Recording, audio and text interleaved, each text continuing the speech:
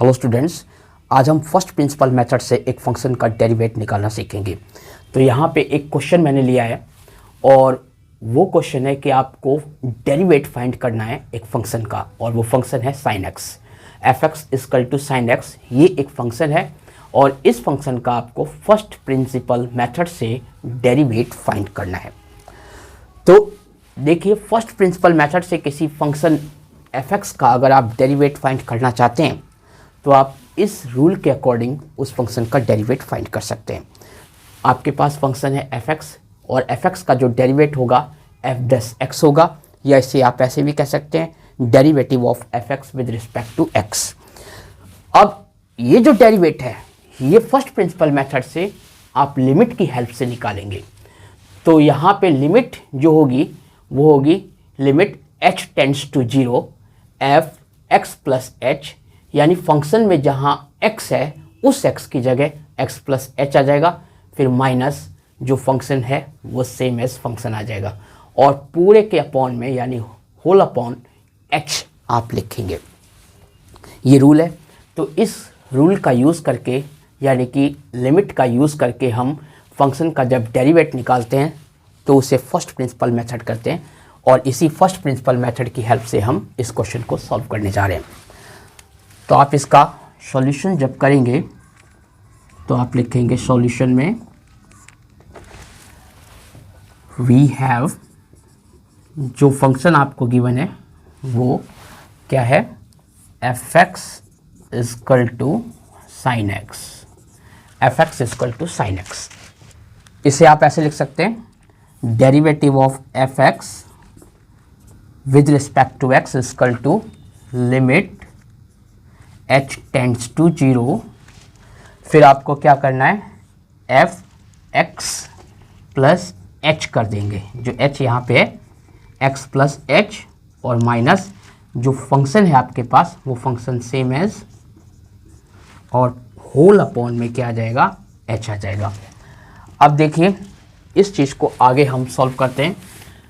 तो that implies आगे क्या लिखेंगे आप एफ डैश एक्स, जिसे आप कहेंगे derivative of F X with respect to X, और फिर आप लिखेंगे लिमिट h टेंड्स टू 0। अब जो आपका फंक्शन है एफ एक्स वो क्या है, साइन एक्स है। तो फंक्शन एफ एक्स को आपको साइन एक्स लेना है, लेकिन x की जगह क्या यूज़ करेंगे आप, x की जगह पे x प्लस एच यूज़ करेंगे, क्योंकि ये एफ एक्स प्लस एच है।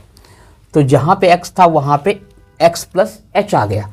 तो जहाँ पे साइन का एंगल x है तो वो एंगल x की जगह पे एंगल x प्लस एच आ जाएगा जब आप इसकी जगह पे फंक्शन पुट करेंगे जो भी फंक्शन गिवन है। तो यहाँ पे आप लिखेंगे साइन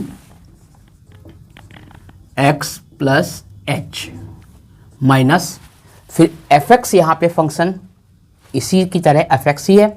तो एफ एक्स किसके इक्वल है, साइन एक्स के, तो इस एफ एक्स की जगह पे क्या आ जाएगा, साइन एक्स आ जाएगा। तो यहाँ आप लिख देंगे साइन एक्स, और अपॉन में होल अपॉन में h चल रहा है तो इसके नीचे आप क्या लगाइए h। इस तरीके से ये लिखने की विधि है, मेथड है, इस तरीके से आप इसको लिख लेंगे। उसके बाद आप देखिए क्या होगा। तो यहाँ पे आपको इक्वल टू भी लगाना है, इक्वल टू यहाँ मिस हो गया है तो इस जगह पे इक्वल टू लगा दीजिए। अब देखिए आप इक्वल टू में क्या लिखते हैं, लिमिट h टेंड्स टू 0, जो साइन x प्लस एच है माइनस यहाँ पे साइन x है, ये चीज़ें आपको गिवन है, ठीक है। अब आपको एक चीज़ ध्यान रखना है, ऊपर अगर x प्लस एच को आप a मान लो, सपोज कीजिए ये जो x प्लस एच है ये a है और जो x है वो b है, तो न्यूमरेटर में क्या लिखा हुआ है, न्यूमरेटर में ये फॉर्म लिखी हुई है sine a minus sine b, इस फॉर्म में ये फंक्शन यहाँ पे बना हुआ है।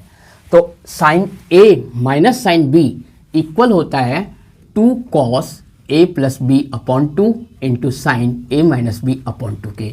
ये ट्रिग्नोमेट्रिक आइडेंटिटी है, इसका यूज़ आप यहाँ पे करेंगे। तो a आपका क्या है, a की जगह आपने क्या लेना है, a की जगह पे आप x प्लस एच लेंगे, और b आपका क्या है, b आपका x है। फिर आपको इसे इस फॉर्म में लिखना है। तो देखिए आप इसे लिखेंगे 2 cos, अब a की जगह पे आप क्या लिखेंगे x plus H plus b की जगह पे क्या लिखेंगे आप x, और अपॉन में क्या बनेगा 2। तो इस तरीके से बना। फिर मल्टीप्लाई में साइन a की जगह पे आप क्या लिख रहे हैं x प्लस एच, और b की जगह पे आप क्या लिख रहे हैं माइनस x, और अपॉन में क्या आ रहे हैं 2। तो ये जो आपने यहाँ पे लिखा इसे आपको यहाँ पे लिखना है। ये आपको अच्छी तरीके से समझ में आ जाए इसलिए एक बार मैंने यहाँ पे भी लिख दिया था। तो देखिए इसे आप न्यूमरेटर में उतार लेंगे। ये आप लिखेंगे 2 cos x plus H plus X upon में 2 इंटू में sine x plus H minus X upon में 2, इस तरीके से। और इसका होल अपॉन कितना है, इसका होल अपॉन h है। अब ये चीज़ आपके सामने आई। अब इसे थोड़ा और सॉल्व करते हैं, आगे बढ़ते हैं। देखिए ये होगा limit h tends to 0 2 cos x plus X, तो ये हो गया 2x प्लस एच, और इसका अपॉन में 2 है इंटू x, ये प्लस का है और ये x माइनस का है, तो x से x कैंसिल हो गया, तो यहाँ पे h बचा। तो आप लिखेंगे साइन h/2, साइन h/2, और इसके होल अपॉन में क्या है h है। अब देखिए यहाँ दो फंक्शन आपको नजर आ रहे हैं, एक तो ये कॉस वाला फंक्शन और दूसरा साइन वाला फंक्शन। कॉस वाला फंक्शन और साइन वाला फंक्शन, ये दोनों आपस में मल्टीप्लाई हो रहे हैं। अगर दो फंक्शन आपस में मल्टीप्लाई हो तो उन दोनों की लिमिट भी आपस में मल्टीप्लाई में अलग अलग की जा सकती है। यानी कि लिमिट h टेंड्स टू 0 ये function multiply limit h tends to 0 ये दूसरा फंक्शन। इस तरीके से हम इसको अलग अलग सेपरेट करके लिख सकते हैं। तो अलग अलग सेपरेट करके लिख सकते हैं, लेकिन जो डिनोमिनेटर में जो पूरा होल का डिनोमिनेटर है, इस पूरे दोनों फंक्शन के प्रोडक्ट का जो डिनोमिनेटर है वो डिनोमिनेटर किसी एक के साथ जा सकता है। अब ये लिमिट वाली आइडेंटिटी आप ध्यान से देखिए। इसमें अगर आप लिमिट निकाल रहे हैं, limit x tends to 0 sine x upon x, तो इसकी वैल्यू, इसका आंसर कितना होता है 1 होता है।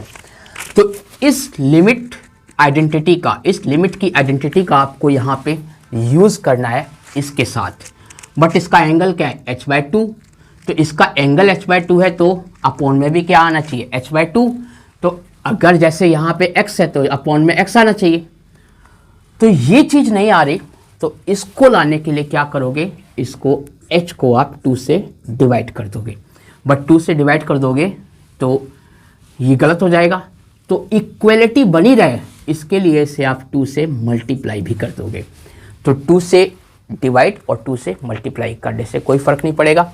इस तरीके से जब आपने इसे लिख दिया तो आगे फिर आप क्या करेंगे, इस तरीके से लिखने के बाद इस 2 का हमारे पास कोई यूज़ नहीं है। अब ये दोनों मल्टीप्लाई में हैं और 2 न्यूमेरिकल है, ये 2 भी न्यूमेरिकल है, तो 2 से 2 तो कैंसिल हो सकता है। तो 2 से 2 को कैंसिल कर दीजिए। अब आप इसको सेपरेट कर सकते हैं, तो ये हो जाएगा limit h tends to 0 cos 2x plus H upon 2, इस तरीके से।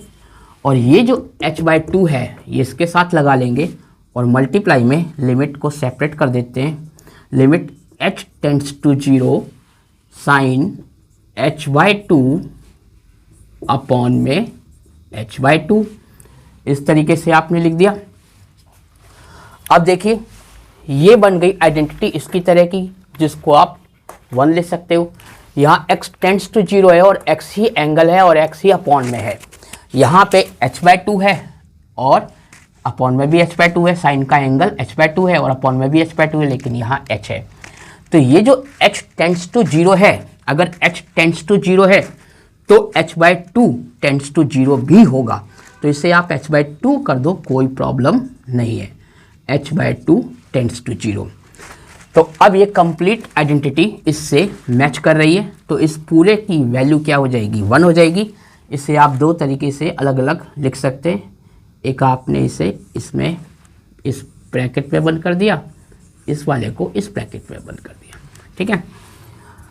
तो ये जो ब्रैकेट है, मतलब इस ब्रैकेट में जो लिमिट है उसको कैसे आप यूज़ करेंगे, उसमें आप h टेंड्स टू 0 है तो h की जगह 0 पुट कर दीजिए। इसमें आप डायरेक्ट h की जगह 0 पुट कर देंगे तो ये लिमिट वगैरह हट जाएगी और केवल फंक्शन बच जाएगा।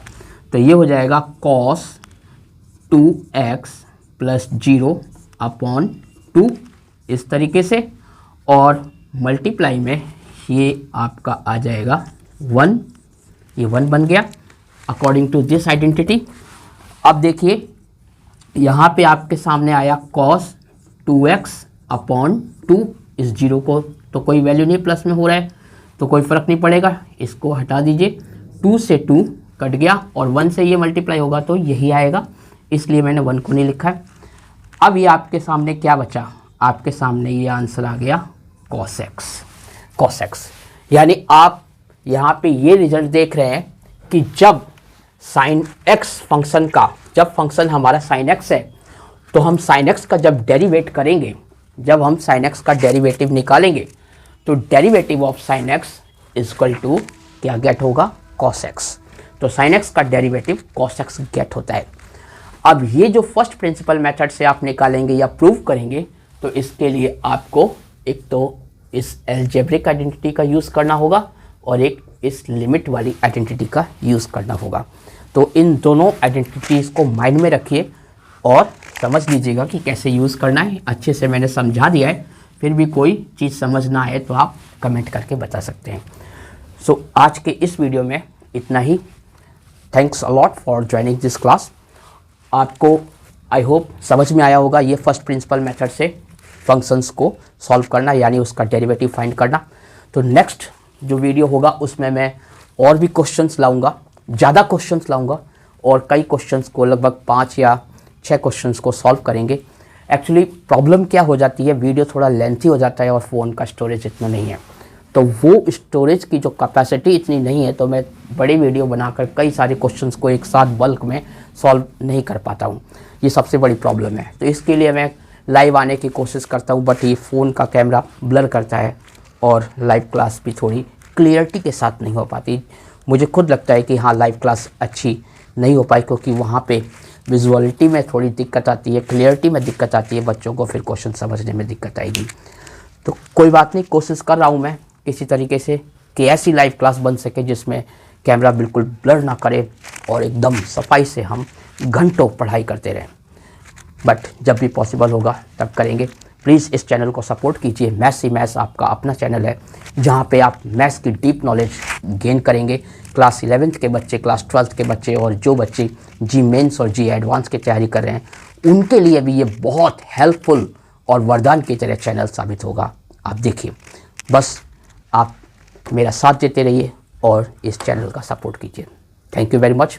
Thanks a lot for joining this class.